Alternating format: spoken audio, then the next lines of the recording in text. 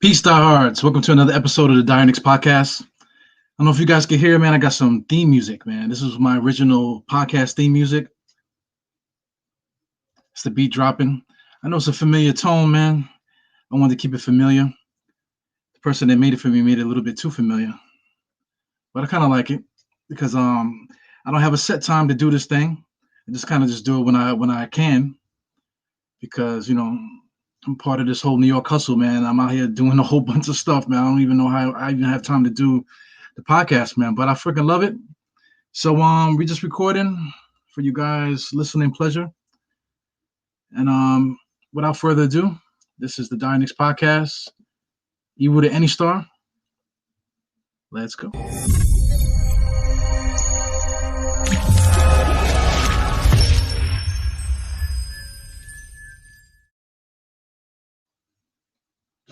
Yeah, so like I say, I do this thing kind of like off the cuff, kind of. Whenever I get a chance to do something, I just do it. You know, so everything is live. I'm plugging stuff, turning stuff on while I'm working.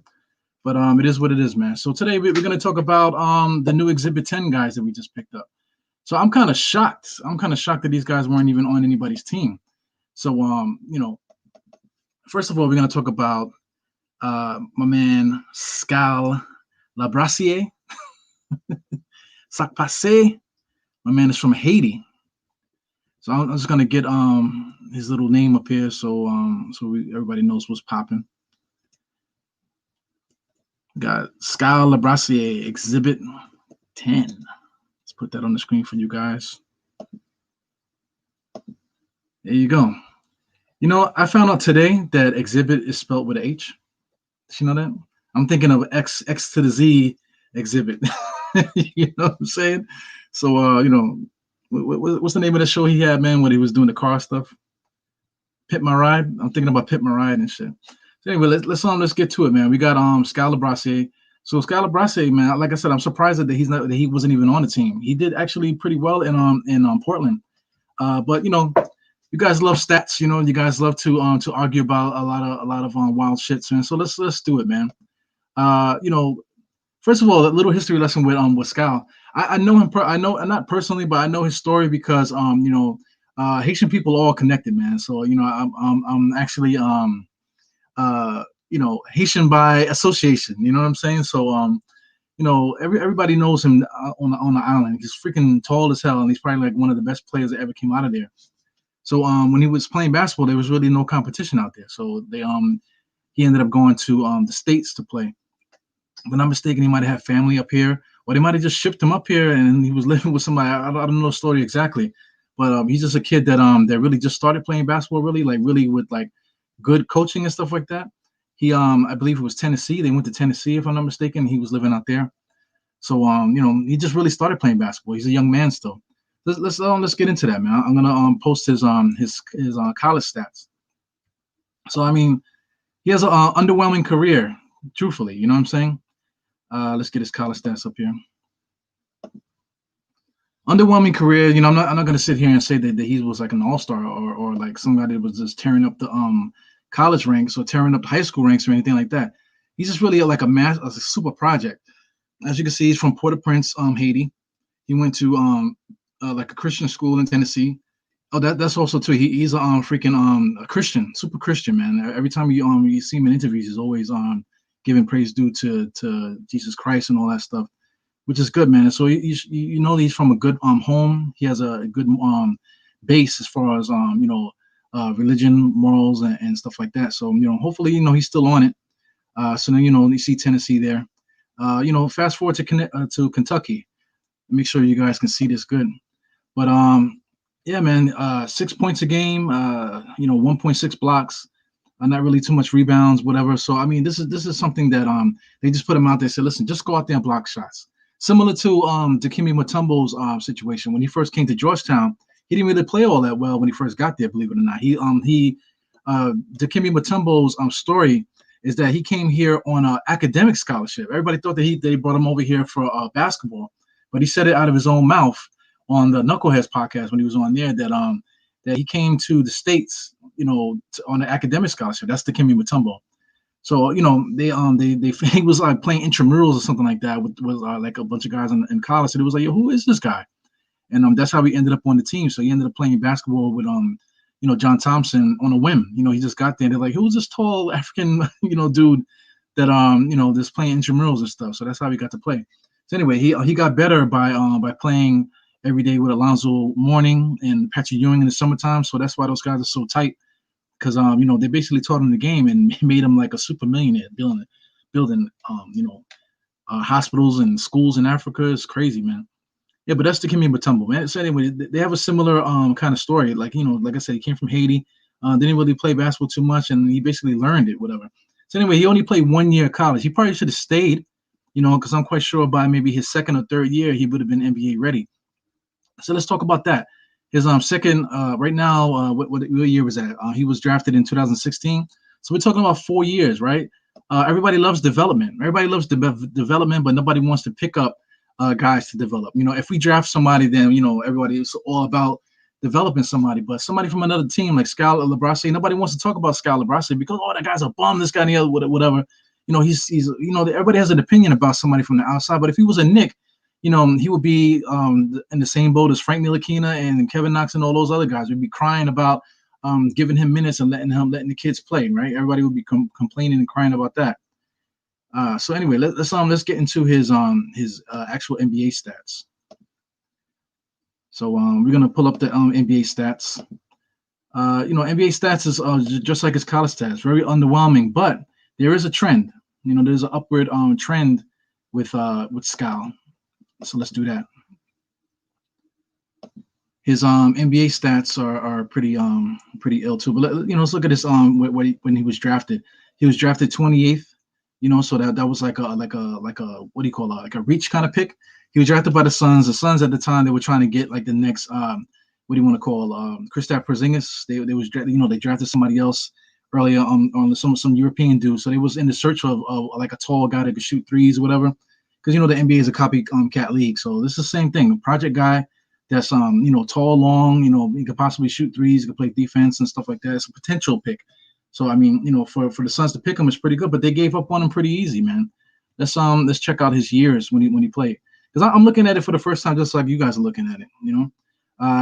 He's actually ended up in Sacramento, so he was traded to Sacramento, and he actually did okay his first year for somebody that didn't really play a lot in college.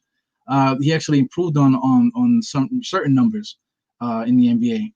His blocks actually went down because that was something that he was supposed to be good at coming into the NBA. Supposed to be a defender.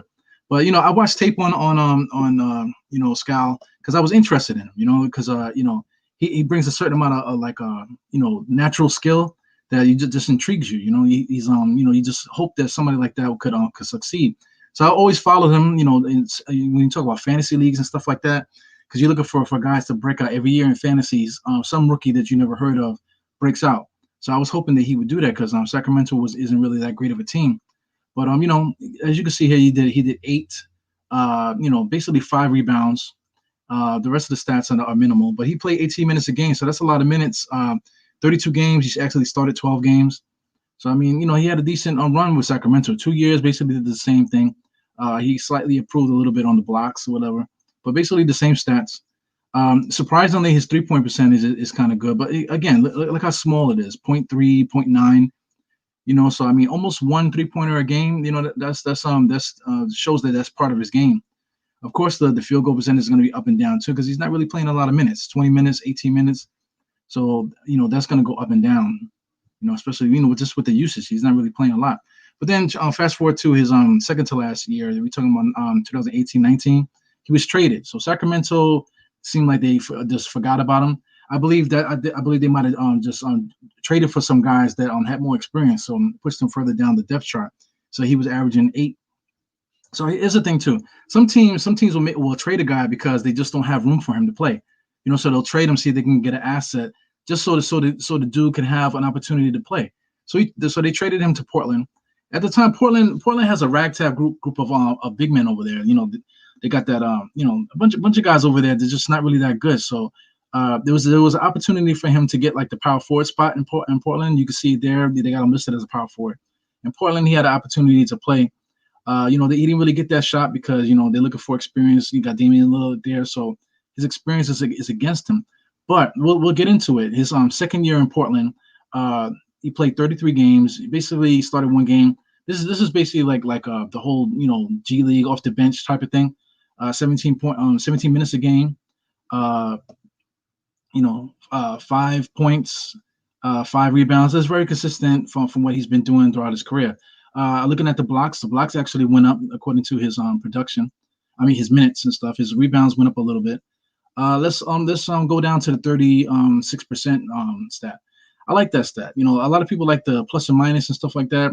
A lot of people say that's flawed. I don't like the plus and minus stat, but per 36 minutes, it's also a flawed stat because this is like a guessing thing. So like if a guy played a certain amount of minutes, this is what he would have, and it's kind of flawed because you don't know if a guy really will do that, because when you add minutes, you add stress and things like that, usage and whatever. So you don't know if guys would respond to that.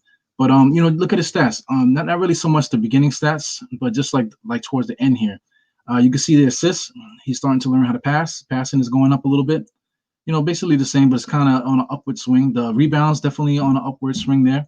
The blocks are on an upward swing, and also the steals. You see 1.7 with Portland that first year. So he's at least trying to be active in that thing, getting better. That's the only thing. He's getting better. Look at the personal fouls. You know what I'm saying? Not enough fouls in the game for this guy. But turnovers, is to be expected for a young guy. But this guy is a project. You know what I'm saying? But 23 years old. He's gonna be approaching his year 24. So this is somebody that we're getting at the right time because, like I said, he didn't really play high school basketball with high competition. He didn't really play a lot in college, and his NBA career has been just just development. He's just been getting developed. So if you have the same feeling towards like our own players, like I said, Frank Knox and all these different guys. This is nice, man. This is a nice player to have. Like I said, he's 6'10" and stuff like that, and he's actually a guy that gets my juices flowing, man. I kind of like what he does on the court and whatever.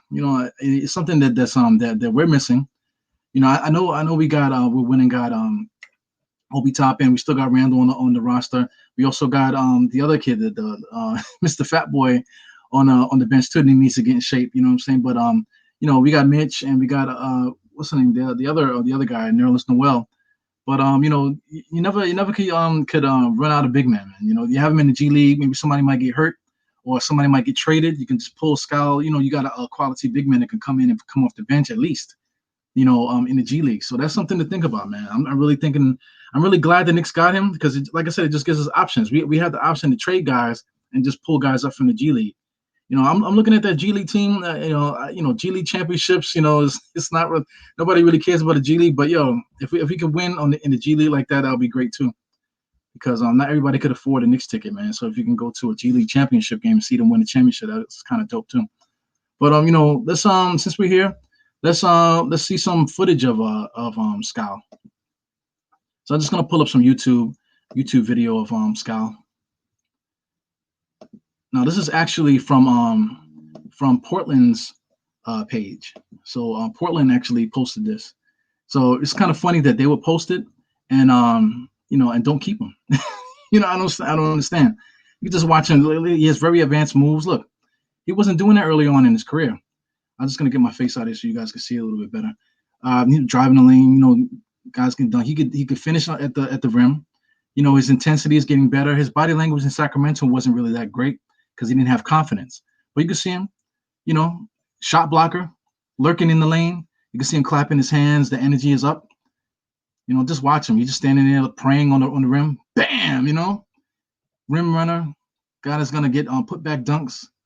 He's kind of like a Chris Stapps light, or just anybody light. Whoever is a big man in the NBA. He has all the prototypical stuff. Nice looking jump shot, nice follow through. Always give him good praise due to Jesus. Like I said, he's a Christian. Nice little turnaround. Not really like a turnaround jumper, almost like a turnaround jumper hook shot kind of thing. He's not afraid to let it fly. 3-point shot. Look at that. All net. Follow through. Look at the confidence, the swag. Watch him lurking. Look at him. Athletic. Can get up to the rim. Playing both ends of the floor. He's in great shape.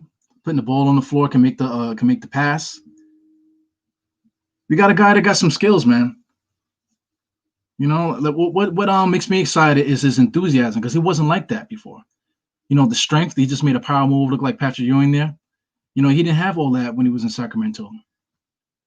You know, I love those putback dunks, man. It reminds me of Chris when he first got. Look at the energy. He wasn't playing like that before.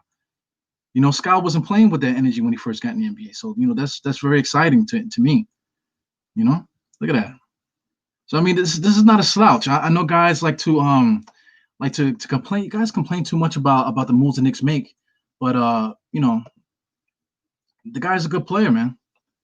We got somebody that we can stick in the G League, and like I said, if we want to make a move, we don't have to be afraid to give up certain guys because we got somebody in the G League that can come right in and possibly do something. So anyway, I know I didn't put him in the thumbnail. I tried to, but it was a little getting crowded on there. But we're gonna talk about James Young. Now James Young, he's been in the NBA for a minute now. But I guess we can do the same thing like we did with Skal. We can just pull up his stats, his college stats. So we're gonna pull up, same basketball reference. Basketball reference is like the Bible for all basketball stats. So in college, James Young, same stuff, 14 points a game, same thing, type of stats that some of your favorite college players from this draft did. 14 points a game he did. Not really, almost a steal a game, almost 2 assists a game, 4 rebounds. This is college, man. So it is what it is. 40% from the field, 49% from three. So this is all prototypical. Free throw percentage is always low for these young guys. So this is all prototypical, man. Let's see, go up to where he was drafted. He was drafted. What year was this when he was in college? So like I said, I'm looking at the stats for the first time as well. 2013-14. So he was in the 2014 draft. So we're talking about a guy that was in college 6 years ago. So a lot of things can happen in that time span. So let's talk about his NBA stats. Let's get that up. His NBA stats, like I said, he has 6 years pro experience. We're gonna talk about his game in a second, but I just want to get into his stats and stuff. So anyway, this is James Young here. This is really like an updated picture of him. This picture that you see here in this corner is him the way he looks now since he's been playing in Europe. He played in Europe, I believe, the last 2 years. So let's go down. He's 6'6", out of Kentucky. He was drafted number 17. So that's outside the lottery. So, fast forward to this lottery, there was a lot of guys around 17 that the guys are crying that we should have picked up. We should have moved up and signed this guy or, whatever. At 23, we should have got this person.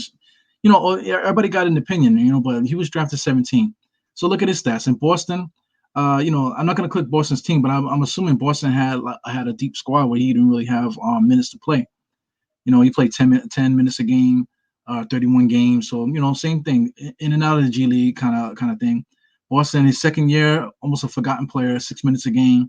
Same amount of games. That means he was in and out of the G League, barely playing any kind of meaningful minutes. So he was there for 3 years, basically wasting his time. Year 21.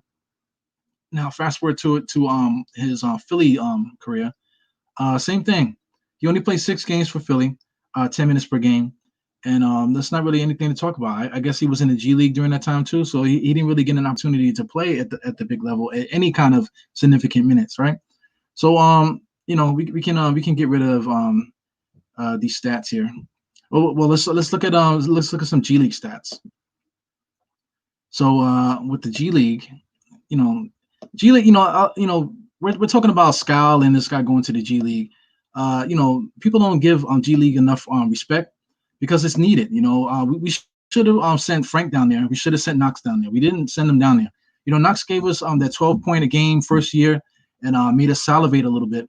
But he really needs seasoning, especially when Marcus Morris came here and stuff like that. And we weren't really starting him, and he looked like he was lost. We should have just sent him to the G League. We weren't, that's the thing. We're not trying to win anything. So let the guy go to the G League and get some seasoning, So let's look into the G League stats. So I mean, G League stats are always inflated. So we're talking basically the same thing. The assists and the steals are about where it is not really that great. His rebounding is pretty good, for his position. Of course, you're going to see the 20, 15, 19, 22. You're going to 18. You're going to see that for a player like him because he has skills. He definitely has NBA, pro skills. He has pro level skills. Pro is worldwide. He could play pro anywhere and get these numbers here. And I'll talk about his stats as well in Europe because he basically did the same thing. This what you see here, the 5-6 rebounds, 2 assists, 1 steal, 20 something points a game. This is basically what he's been doing in Europe. So NBA is a different ball game. The rules are different. You know what I'm saying? So same thing with this development thing, right? So he came into the NBA as a young boy. So I mean, what's his age now? He's born in 95. So what? He's like 26 or something like that. Not really good at math because I know my sister was born in 95, right? So we're talking about a young man. He's still a baby, man. So you still got room to grow. I know a lot of guys you want to give up on players, before it's time. But I mean, it's all about opportunity and stuff like that. We almost picked up the rights to that Spanish guy, 33. People are talking about him. Dallas, was it Dallas? I think Dallas picked up that other dude that with the passing skills. He's older too, but people were salivating on him, about him coming to the NBA. So I mean, it's funny how people give certain people more props than others, because I mean, you go to James Young's stats in what do you call Europe, and they're very similar. Like I said, I can't pull it up right now because this website is kind of jacked. But he was playing in I believe in Israel, in the Israel League, and he played 19 games, only 26 minutes a game because they didn't really play a lot of minutes over there. They always keep the minutes kind of even in Europe, but he still managed to give you 20 points a game, 5 rebounds, 1 assist, same assist, stats and stuff that I explained in the G League. That's what he was been putting up in Europe. But like I said, in smaller minutes because they don't play like they don't give guys 40 minutes over there. I forgot how many minute games they play over there. I believe they play 48. If I'm not mistaken, but they don't usually play the guys for the whole game like that. They kind of save them over there, So I would like to show you some highlights if I can with on YouTube of James Young. Let me get it queued up here because James Young got some game, man. Respect to him. He's a pro. Like I said, he got a lot of game. All the prototypical stuff. Face up game. He could drive, put the ball on the floor. Like I said, he rebounds well. He's strong. He plays a power game. And he can shoot the ball too. So on YouTube, this is some site here on YouTube, some European site that likes to show highlights and stuff. So let's just push play on that. James Young 2019-2020 highlights. So let me get my face out of here so you guys can see a little bit better. Yeah, my face is out of there already. So anyway, that's him there. You can see he got some size to him. He's left-handed. His jump shot is nice. A little bit of showboating, hand in the air. He likes to put the hand up. He's a strong guy, rugged dude. You can see him powering certain guys, going around screens, left-handed. He's a good player. Everybody, these NBA players, like a lot of people don't really talk about that as enough either. But these all these guys are like professional basketball players. They could bust your ass. NBA is one thing. They got their rules, they got their politics and stuff like that. But these guys, they come in the park and they're gonna freaking give you 50. Look at him, ball control, strength. He has a decent handle. He can get to the basket. Not afraid to bang it on people. A lot of energy. I just like the left-handedness. His jump shot is a little bit floaty. He's in the air, floating in the air while he's playing. Nice little handle, strength, ball control, shot control when he's in the lane. Like to take the bump. So this is somebody at year 26 that I wouldn't mind having in the organization. This is another guy with experience that if we do make a trade, we could call him up. If we was to make a trade where we're giving up a lot of players, we can bring in James Young, and he can be the 12th man on the bench or whatever, or possibly even more. Because he was successful in Israel, if I'm not mistaken. Because they play so many tournaments over there. So he's won like a trophy over there, in their little tournament scheme that they have over there.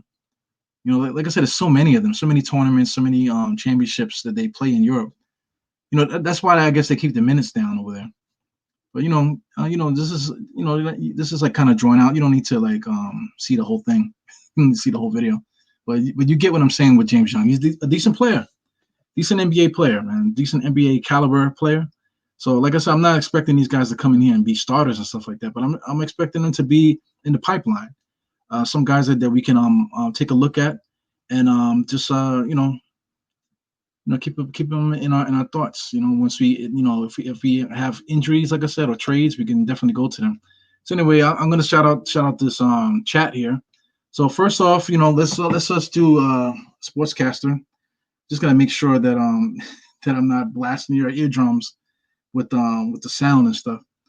So yeah, man, on sportscaster, man, we got see, look, got to turn that sound down. Sportscaster, we got J Girl. Let me get up so I don't be looking break my neck here. We got J Girl 123 there. Gave me a whistle for 100 tickets. Thank you, man. Tickets are great. British Pats fan. I got a Pats fan. I'm a Giants fan, so I'm looking at you, yo. 20 tickets. God bless you, man. Coop 34s. I'm taking a look. What's this? Juvin Dude, and of course, sports casters. Taking a look as well. How you doing, sportscaster? Anyway, well, let's take a look at what's going on over here in YouTube. YouTube is always going wild. Of course, the same guys are always here. Thank you. You guys are the best. Steven Mendez. Steven Mendez is always the first guy to pop in. If I'm not mistaken, I don't know if I recognize the face, but look, I love it. The kids. It's all about the kids, man. Right now, I got my kids locked in the closet, so they'll interfere with the podcast, whatever. They're doing the remote learning and stuff, so they're messing up my bandwidth. You know what I'm saying? So it's all good. Thanks for tuning in. So we got GS here. What are you saying, GS? We're gonna start 0-10. See. Yeah, possible. It's very possible, man. But if we could lose every single game, it's still gonna be a Knicks fan.